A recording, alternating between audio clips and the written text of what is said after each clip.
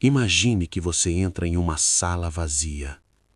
Nenhuma câmera, nenhuma pessoa, nenhuma autoridade, apenas silêncio. No centro da sala há uma mesa. Sobre ela, dinheiro. Nenhum aviso, nenhuma regra explícita. Você está só. Ninguém saberia se você pegasse. Mas antes que você se aproxime, você percebe algo. Na parede à sua frente há um espelho, grande, impossível de ignorar. Você olha para ele e vê você. Agora a pergunta muda completamente. Você ainda se sente sozinho? Se você sente que entender a mente humana é entender o próprio mundo, se inscreve no canal, porque os próximos minutos podem mexer com a forma como você vê a realidade. Existe uma diferença psicológica profunda entre estar sozinho e sentir-se observado. Mas o experimento que vamos explorar hoje revelou algo ainda mais intrigante.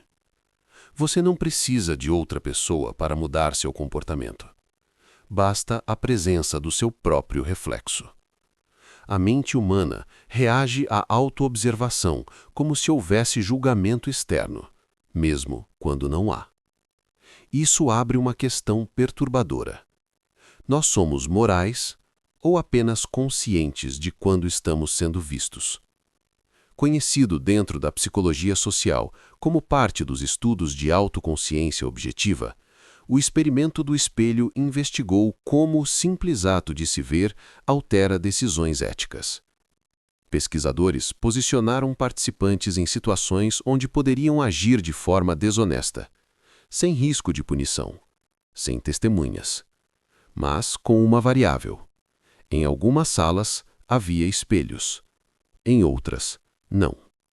O resultado revelou algo inquietante sobre a natureza humana. Participantes deixados sozinhos em salas sem espelhos apresentaram taxas significativamente maiores de trapaça. Pegavam mais dinheiro, fraudavam testes, ignoravam regras. Não porque eram maus, mas porque se sentiam invisíveis. E invisibilidade reduz automonitoramento moral. Sem observação, a mente relaxa seus próprios limites. Agora entra a variável que muda tudo. Nas salas com espelho, o comportamento mudou drasticamente. Menos trapaça, menos desonestidade, mais autocontrole. Mesmo sem câmeras, mesmo sem testemunhas, mesmo sabendo racionalmente que estavam sozinhos. O reflexo ativava um estado psicológico específico. Autoavaliação. Quando você vê sua própria imagem, áreas cerebrais ligadas à identidade e julgamento moral são ativadas. Você se torna simultaneamente o agente da ação e o observador dela. É como se houvesse uma divisão interna. Quem age e quem julga. Essa duplicidade cria tensão, e essa tensão regula comportamento. O espelho não fala, não pune, não denuncia, mas ele lembra algo essencial. Você está vendo a si mesma agir. Isso ativa padrões internalizados de moralidade, valores aprendidos, autoimagem, reputação interna. Você não quer decepcionar a própria percepção de quem é. Aqui nasce uma pergunta filosófica profunda. Agimos corretamente porque somos éticos ou porque queremos manter uma autoimagem positiva? O espelho não cria moralidade. Ele revela. Ele ativa o desejo de coerência entre quem acreditamos ser e o que estamos prestes a fazer.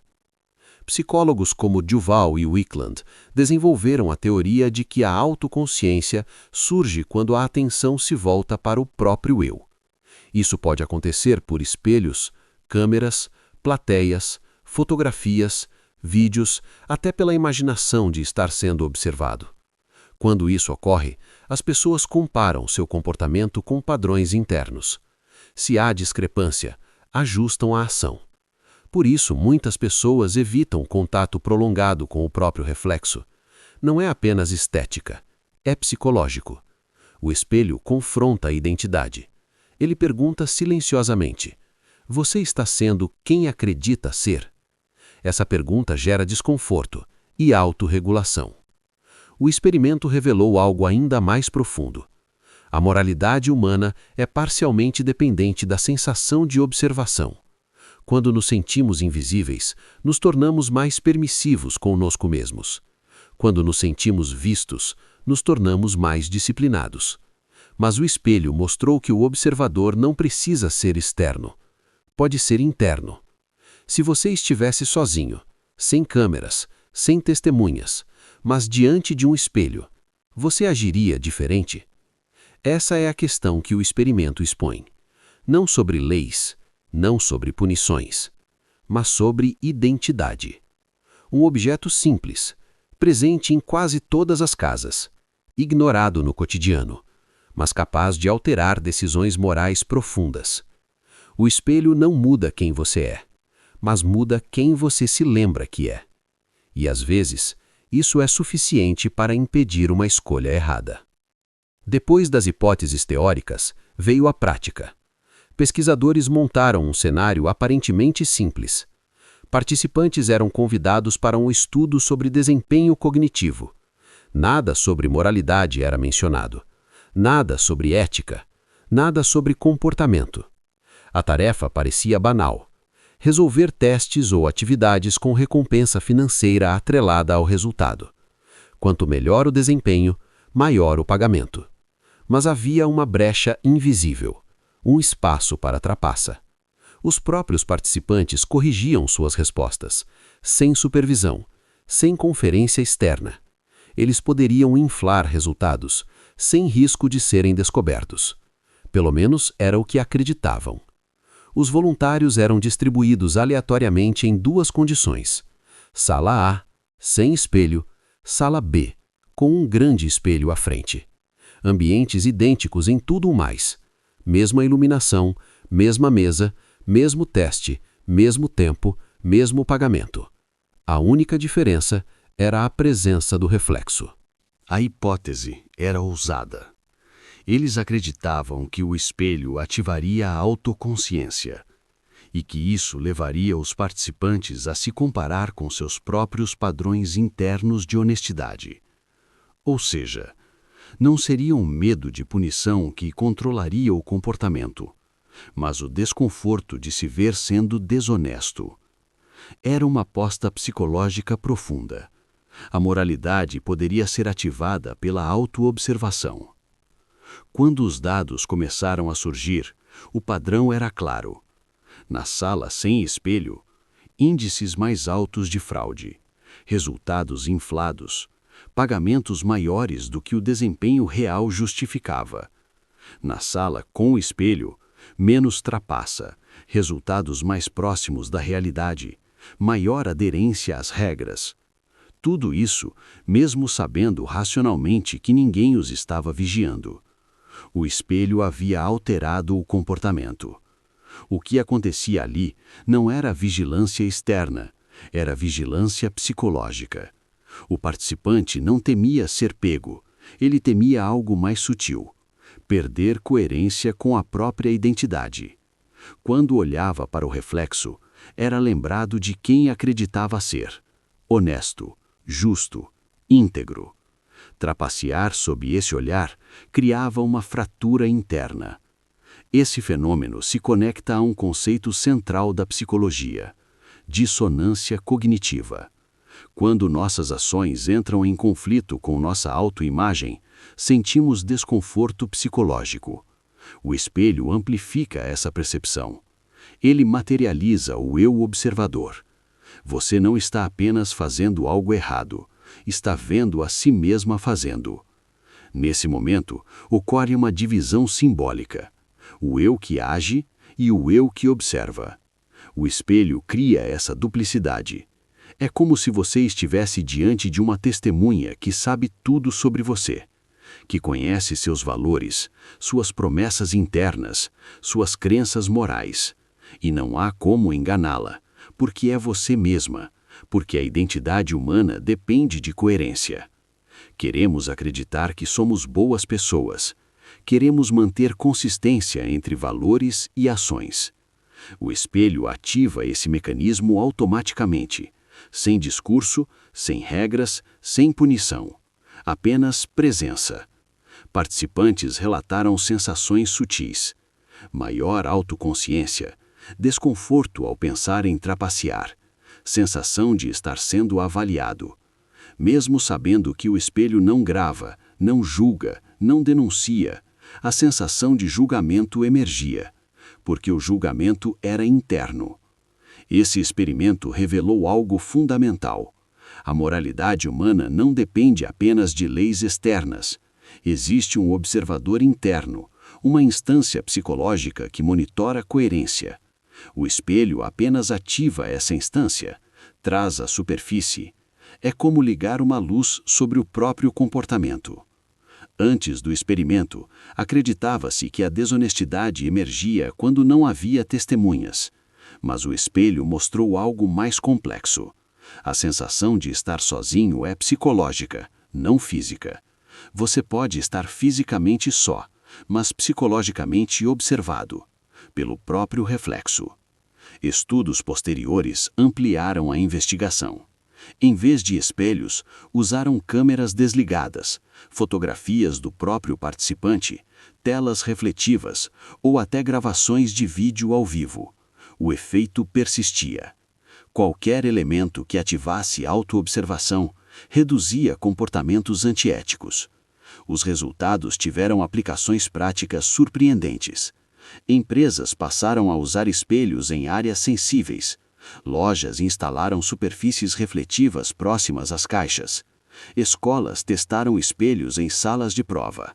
O simples reflexo aumentava a honestidade média, sem precisar de vigilância direta. Quando você se observa, você não analisa apenas a ação presente, analisa quem está se tornando. Isso cria uma projeção temporal. Se eu fizer isso, continuo sendo quem acredito ser?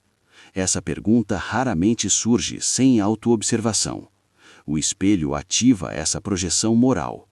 Então voltamos à pergunta central. Somos éticos por convicção ou por consciência de autoimagem? Se ninguém vê, ainda somos os mesmos? E se vemos a nós mesmos, já não é suficiente para mudar? Um espelho não pune, não denuncia, não impede fisicamente nenhuma ação. Mas ele lembra algo essencial. Você está presente enquanto decide. E essa presença muda tudo. Porque agir sem testemunhas é fácil. Difícil é agir quando sua própria consciência está olhando de volta. Depois que os primeiros testes indicaram que o reflexo alterava decisões éticas, a psicologia percebeu que não estava diante de um fenômeno curioso, mas de um mecanismo profundo da mente humana. Era preciso estruturar aquilo cientificamente, medir, isolar variáveis, repetir em contextos diferentes. Porque se o espelho realmente modulava comportamento moral, isso teria implicações gigantescas para a educação, segurança, justiça, ambientes corporativos e até política pública. Os estudos mais clássicos sobre autoconsciência objetiva foram conduzidos por pesquisadores como Duval e Wickland, nos anos 70. Eles queriam entender o que acontece quando a pessoa se volta para si mesma. Para isso, criaram experimentos onde participantes eram colocados diante de situações de escolha moral, mas com manipulações sutis do ambiente. O objetivo era simples: ativar ou reduzir a autoconsciência, e observar como isso alterava comportamento. Os estudos passaram a usar múltiplas configurações. Algumas delas: espelho grande frontal, espelho lateral, câmera simulada, plateia silenciosa, fotografias do participante, gravação de voz reproduzida no ambiente. Todos esses elementos tinham um objetivo comum: fazer a pessoa sentir que estava sendo observada, mesmo que apenas por si mesma. Um dos paradigmas mais replicados envolvia tarefas com recompensa financeira. Participantes realizavam testes. Depois corrigiam as próprias respostas, sem supervisão. Era possível mentir e ganhar mais dinheiro. Quando não havia espelhos, as taxas de fraude aumentavam significativamente. Mas quando o reflexo estava presente, a honestidade média subia. Não por medo de punição, mas por ativação de autoavaliação. Quando olhamos para nós mesmas, não vemos apenas quem somos no presente. Vemos quem acreditamos ser e quem gostaríamos de ser. Psicologicamente, isso é chamado de eu ideal. O espelho cria um confronto silencioso entre o comportamento atual e a identidade aspiracional. Se há discrepância, surge desconforto, e o comportamento tende a se alinhar ao ideal. Esse desconforto não é necessariamente consciente. Ele se manifesta como hesitação, tensão interna, sensação de incoerência. A pessoa não pensa explicitamente "estou sendo desonesta", mas sente algo fora de alinhamento e ajusta.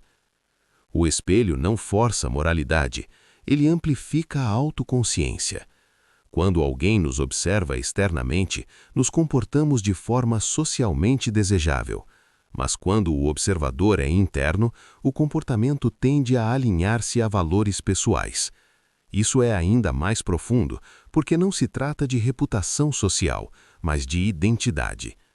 A identidade funciona como um sistema regulador. Queremos agir de forma coerente com quem acreditamos ser. O espelho ativa essa estrutura. Ele pergunta silenciosamente: "Isso combina com você?" Essa pergunta pode ser mais poderosa do que qualquer regra externa. Os estudos também revelaram nuances interessantes. Por exemplo, pessoas com identidade moral forte eram ainda mais influenciadas pelo espelho. Já pessoas com menor internalização de valores éticos mostravam efeito reduzido. Isso indica que o espelho não cria moralidade, ele ativa o que já existe internamente. Outro ponto investigado foi a diferença entre autoconsciência crônica, pessoas naturalmente introspectivas, e autoconsciência situacional, ativada por estímulos como espelhos. Alguns indivíduos vivem constantemente em autoobservação. Outros só entram nesse estado quando algo os lembra de si mesmos. O espelho funciona como gatilho situacional. A presença do reflexo também alterava estados emocionais.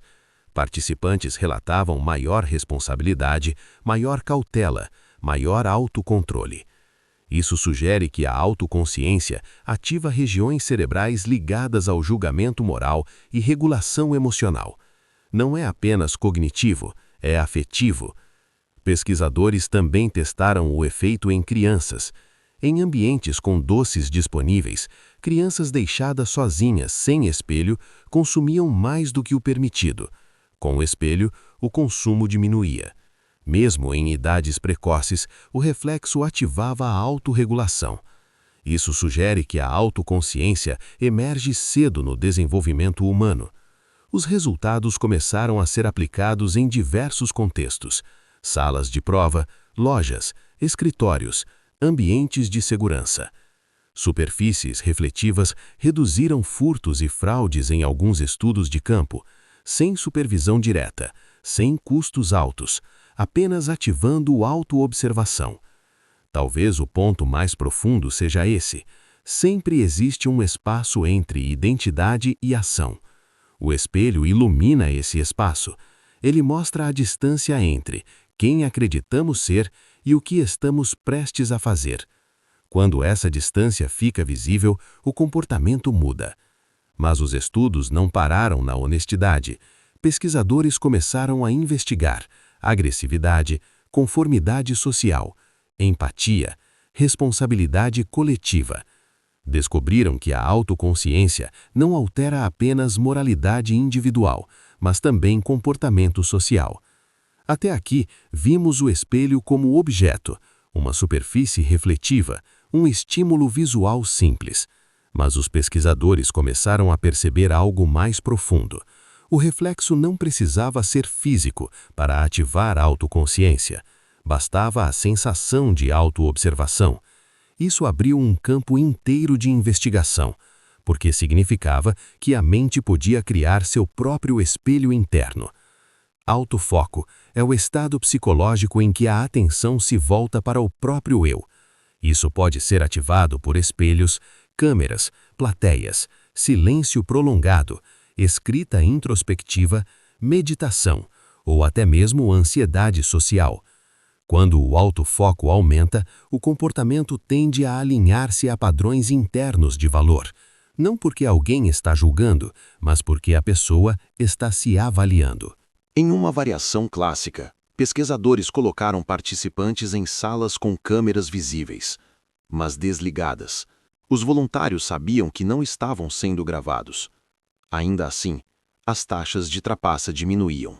Por quê? Porque a câmera funcionava como um espelho simbólico.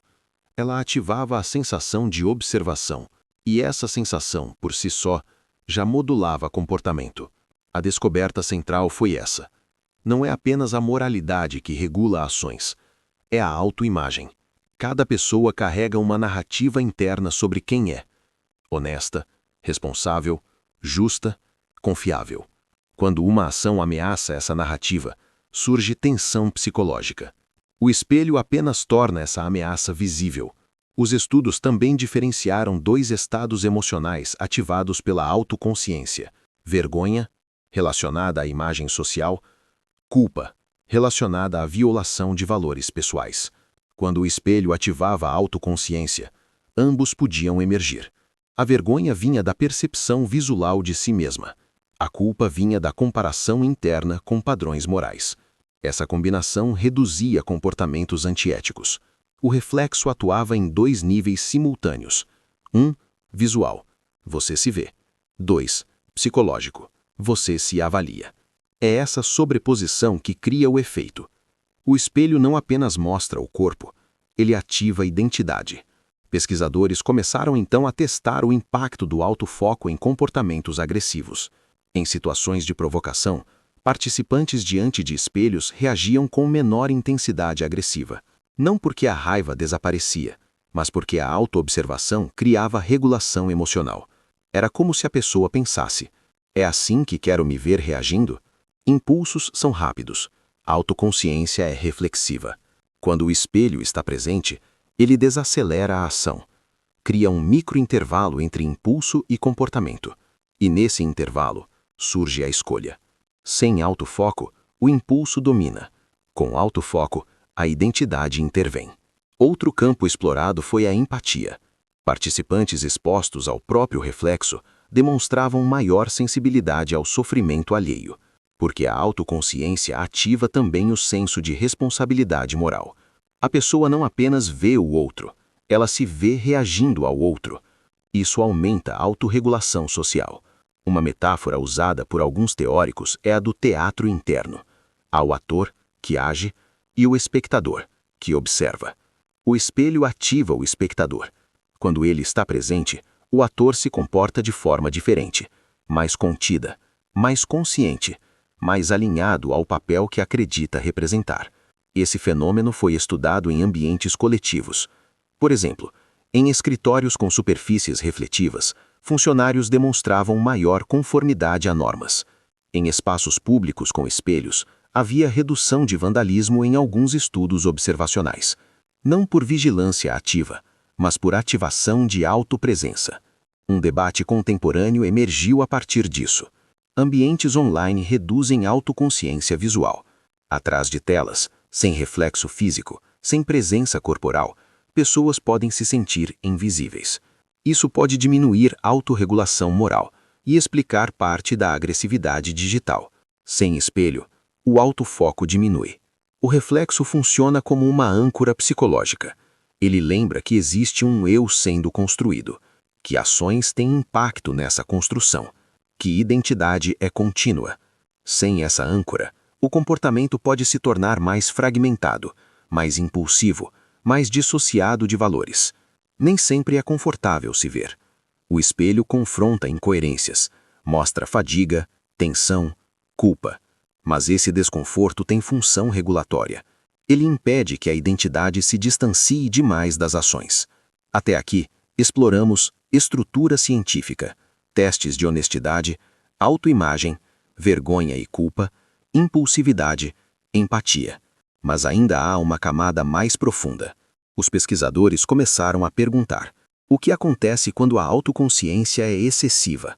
Quando o reflexo não regula, mas paralisa? Autocrítica, ansiedade, identidade fragmentada e o peso psicológico de se observar demais. Porque o espelho não apenas regula comportamento, ele também pode revelar conflitos internos que preferíamos não ver. Até aqui, o espelho apareceu como um regulador moral. Ele reduziu trapaça, diminuiu a agressividade, aumentou o autocontrole. Mas os pesquisadores começaram a perceber algo mais complexo. A autoconsciência nem sempre produz equilíbrio. Em excesso, ela pode produzir paralisia. Existe um ponto de equilíbrio psicológico. Pouca autoconsciência, impulsividade. Autoconsciência moderada, regulação. Autoconsciência excessiva, ansiedade. O espelho, em alguns indivíduos, não apenas ativa julgamento interno, ele amplifica a crítica interna. A pessoa não apenas se observa, ela se avalia constantemente, e nem sempre com compaixão. Dentro da psicologia, fala-se de múltiplas camadas do eu. Uma delas é o eu crítico. É a voz interna que avalia, julga, compara. Quando a autoconsciência é ativada de forma intensa, essa voz ganha volume. A pessoa passa a monitorar não apenas ações, mas gestos, expressões, postura, aparência. O espelho deixa de ser apenas moral e passa a ser identitário.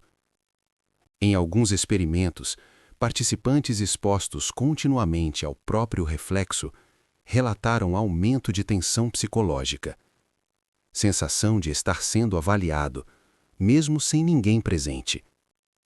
Isso revela que o observador interno pode se tornar opressor quando ativado demais. Pesquisadores conectaram esse fenômeno à ansiedade social. Pessoas com alta autoconsciência crônica sentem que estão sendo observadas o tempo todo, mesmo quando não estão. O espelho, nesses casos, amplifica esse estado. Ele não regula comportamento, ele aumenta a autovigilância. Outro efeito observado foi a pressão por coerência absoluta. Quando a pessoa se observa constantemente, sente que precisa agir sempre de acordo com seus ideais, sem falhas, sem contradições. Isso cria rigidez psicológica, porque o ser humano é naturalmente ambivalente. O espelho revela essas contradições, e isso pode gerar desconforto profundo. Em níveis extremos, a autoobservação constante pode gerar distanciamento emocional. A pessoa não apenas age, ela se assiste agindo, como se estivesse fora do próprio corpo. Isso é chamado de autodissociação leve, um estado onde a experiência é filtrada pelo olhar interno contínuo. O espelho também desempenha papel crucial no desenvolvimento da identidade. Desde a infância, o reconhecimento do próprio reflexo marca um momento simbólico, o surgimento do eu. Mas esse reconhecimento não é apenas visual, é psicológico. A criança percebe que existe como entidade separada, com imagem, com presença, com agência. À medida que crescemos, o reflexo passa a ser mediado pelo olhar social internalizado. Não vemos apenas nossa imagem, vemos como acreditamos que os outros nos veem. Isso cria o eu social. O espelho torna-se então um portal simbólico entre identidade interna e identidade percebida. Os estudos avançaram para além do indivíduo. Pesquisadores começaram a investigar como a autoconsciência influencia comportamento em grupo. Quando pessoas eram colocadas diante de superfícies refletivas coletivas, demonstravam maior conformidade ética, porque o reflexo não apenas ativava o eu individual, mas o eu social, a percepção de pertencimento moral. Aqui surge uma implicação contemporânea poderosa. Ambientes digitais frequentemente reduzem sinais de autopresença corporal. Sem reflexo, sem expressão facial própria, sem contato visual consigo mesma. Isso pode diminuir a autoconsciência objetiva e, consequentemente, reduzir a autorregulação moral. Alguns pesquisadores conectam isso ao aumento de agressividade online. Mas a ausência do espelho físico não elimina a autoconsciência. Ela pode ser internalizada.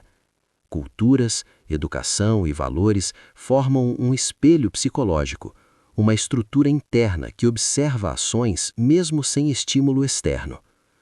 Esse é o estágio mais avançado de regulação moral, quando a pessoa não precisa se ver para saber quem está sendo. O grande ponto revelado pelos estudos é o equilíbrio, autoconsciência suficiente, ética, responsabilidade, empatia.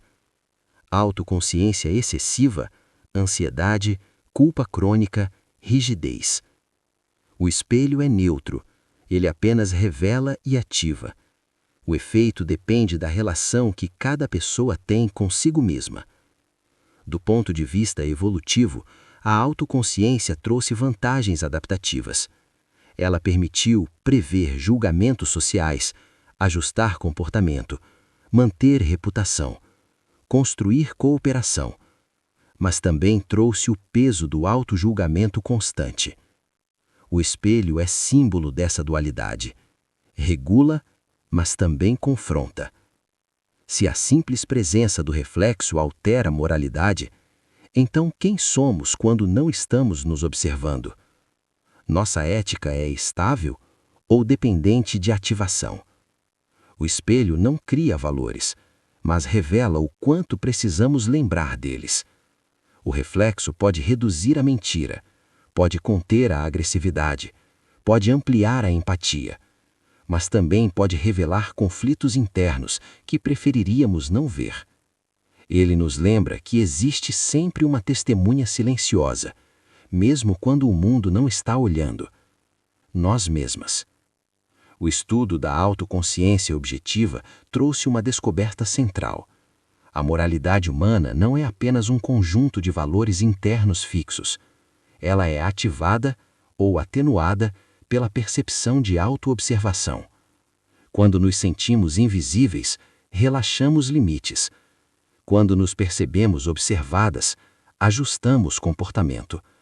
E o espelho mostrou que o observador não precisa ser externo, pode ser interno. Participantes sozinhos em salas sem reflexo trapeceavam mais, mentiam mais, quebravam regras com mais facilidade.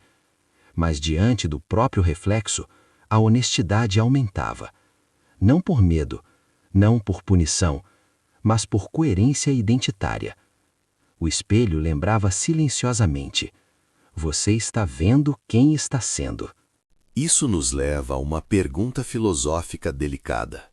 Agimos corretamente porque somos éticas ou porque queremos manter uma autoimagem positiva? Talvez as duas coisas coexistam, mas o experimento mostra que a consciência de si mesma fortalece o comportamento moral. Ela ativa o desejo de alinhamento entre valores e ações.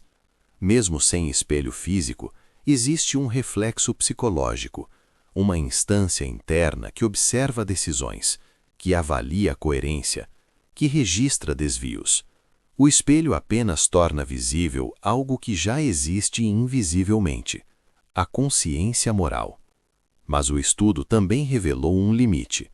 Autoconsciência em excesso pode gerar ansiedade, autocrítica severa, rigidez identitária. O reflexo regula, mas também confronta. Por isso o equilíbrio é essencial. Consciência suficiente para guiar, mas não para aprisionar. O experimento extrapola o indivíduo. Ele revela como ambientes moldam comportamento coletivo. Superfícies refletivas reduziram furtos. Autopresença aumentou responsabilidade. E a ausência de autofoco, como em ambientes digitais anônimos, pode reduzir regulação moral. Isso mostra que identidade é parcialmente situacional. Ela responde ao contexto. Mais do que objeto físico, o espelho é metáfora psicológica. Ele representa o momento em que nos tornamos testemunhas de nós mesmas. E essa testemunha não pode ser enganada. Ela conhece intenções, conhece incoerências, conhece justificativas e permanece ali, silenciosa. Cada decisão molda a identidade. Cada escolha reforça ou enfraquece a autoimagem. O espelho apenas acelera essa percepção. Ele pergunta sem palavras: essa é a pessoa que você quer ver quando olha para si mesma? Essa pergunta pode ser mais poderosa que qualquer regra externa. O experimento terminou nos laboratórios, mas continua no cotidiano. Sempre que você se observa, sempre que reflete antes de agir, sempre que sente desconforto diante de uma escolha errada, o espelho pode não estar na parede, mas está presente na consciência. Se no experimento da boneca Bobo vimos como o comportamento é aprendido pela observação externa, aqui vimos como ele é regulado pela observação interna. Um revela como nos tornamos, o outro revela como nos controlamos. Ambos mostram que a mente humana é profundamente influenciada pelo olhar, seja o olhar do outro, seja o próprio. Então, voltamos ao ponto inicial. Se você estivesse só, sem câmeras, sem testemunhas, mas diante de um espelho, você agiria diferente? Porque talvez a moralidade não dependa apenas de quem está vendo, mas de quem você se lembra que é quando se vê. E agora eu quero te convidar para uma reflexão real. Você acredita que age com ética, mesmo quando ninguém está olhando? Ou o reflexo muda suas decisões? Escreve aqui nos comentários, porque essa pergunta não revela apenas comportamento, revela identidade. E se você gosta de explorar os lados mais ocultos da mente humana, aproveita para se inscrever no canal, porque essa série só está começando e os próximos experimentos vão ainda mais fundo.